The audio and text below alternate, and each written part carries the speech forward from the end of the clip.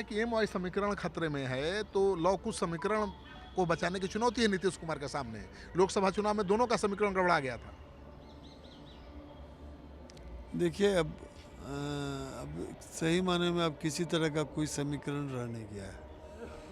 75-77 साल तक तो लोग वोट देता रहा है सभी पार्टियों को। अब लोगों का मुख्य मुद्दा है बेरोजगारी है, भ्रष्टाचार है, सड़क है, बिजली है, पानी है। इन्हीं मुद्दों पर अब वोटिंग का टेंडेंसी धीरे धीरे डेवलप हो रहा है। अदन सुराज ने तो इसी को मुद्दा बनाया और उसका असर दिखा बेलागंज में। अल्पसंख्यकों ने जमकर वोट दिया। सबको वोट मिला है, वोट का वितरण हुआ है। जन सुराज को ज्यादा अल्पसंख्यक का वोट मिलने का क्या मतलब है, अर्थ है राजनीति में? पता नहीं अब वहाँ के जो विधायक रहे हैं 35 साल से, उनके प्रति उदासीनता रही यार। क्या पनोरमा ग्रुप, जो सोचता है वो करता है। आपके अपने सपनों का आशियाना। तो 4 सीटों के उपचुनाव के नतीजे को लेकर लोगों के मन में हलचल है। क्या होगा नतीजा, कौन जीतेगा, कौन हारेगा? लालू यादव का माई समीकरण कितना इंटैक्ट है? नीतीश कुमार का लौ कुश समीकरण क्या बच पाया है? अभी तो लग रहा था कि लालू नीतीश जी की ही लड़ाई है। उपचुनाव में कहीं इतने बड़े बड़े नेता प्रचार करते हैं। असल में इसको सभी दल जो है सेमीफाइनल मान रहा है।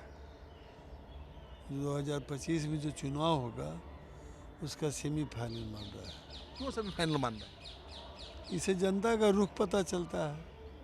हालांकि मैं इस बात को नहीं मानता हूँ कि जो उपचुनाव का नतीजा है वही मुख्य चुनाव में होगा, ऐसा कुछ रहा नहीं है परंपरा। लेकिन एक धारणा बन जाती है दलों की। आमतौर पर जिसकी सरकार होती है उपचुनाव में इतना जोर नहीं लगाता है, कहीं मुख्यमंत्री उपचुनाव का प्रचार नहीं करता है। इस बार तो लालू यादव भी उतर गए अखाड़े में, बेलागंज में आखिरी दिन पहुंच गए। नीतीश कुमार तो धुआंधार प्रचार किया। सभी दल के गए ही लोग थे। मकसद क्या है, परिवर्तन कैसा है? आप जब पुराने नेता हैं। सभी दल के जब लोग गए तो इससे पता चलता नहीं है क्या चाहता है लोग। सब चाहता है कि हमारे पार्टी की उपलब्धि हो, सभी दल चाहते हैं। कहा जा रहा है कि एम वाई समीकरण खतरे में है, तो लौ कुश समीकरण को बचाने की चुनौती है नीतीश कुमार के सामने। लोकसभा चुनाव में दोनों का समीकरण गड़बड़ा गया था। देखिए अब सही माने में अब किसी तरह का कोई समीकरण रह नहीं गया है। 75-77 साल तक तो लोग वोट देता रहा है सभी पार्टियों को। अब लोगों का मुख्य मुद्दा है बेरोजगारी है, भ्रष्टाचार है, सड़क है, बिजली है, पानी है। इन्हीं मुद्दों पर अब वोटिंग का टेंडेंसी धीरे धीरे डेवलप हो रहा है। अदन सुराज ने तो इसी को मुद्दा बनाया और उसका असर दिखा बेलागंज में। अल्पसंख्यकों ने जमकर वोट दिया। सबको वोट मिला है, वोट का वितरण हुआ है। जन सुराज को ज्यादा अल्पसंख्यक का वोट मिलने का क्या मतलब है, अर्थ है राजनीति में? पता नहीं अब वहाँ के जो विधायक रहे हैं 35 साल से, उनके प्रति उदासीनता रही यार। क्या जो अपेक्षा करता था लोग, वैसा कुछ काम नहीं किया उन्होंने। लोकसभा चुनाव में आपने देखा कुशवाहा समाज बट गया, महागठबंधन के साथ चला गया और एनडीए की हार हुई पूरे मगध में, शाहाबाद में। आपको नहीं लगता है कि कुशवाहा जो लोकसभा में चला गया था महागठबंधन की तरफ, अभी एनडीए के साथ साथ आएगा दोबारा?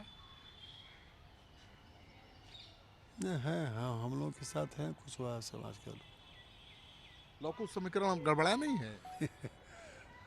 अब प्रचार करता रहता है कुछ लोग का, तो काम है ना प्रचार करना कि भाई इनका समीकरण गड़बड़ा गया है, मन के संतुना के लिए। नहीं, गड़बड़ाया तो था, तभी लोकसभा का रिजल्ट देख लीजिए ना। रिजल्ट तो बहुत सारी चीज़ पर निर्भर करता है। मुसलमान क्या सोचता है?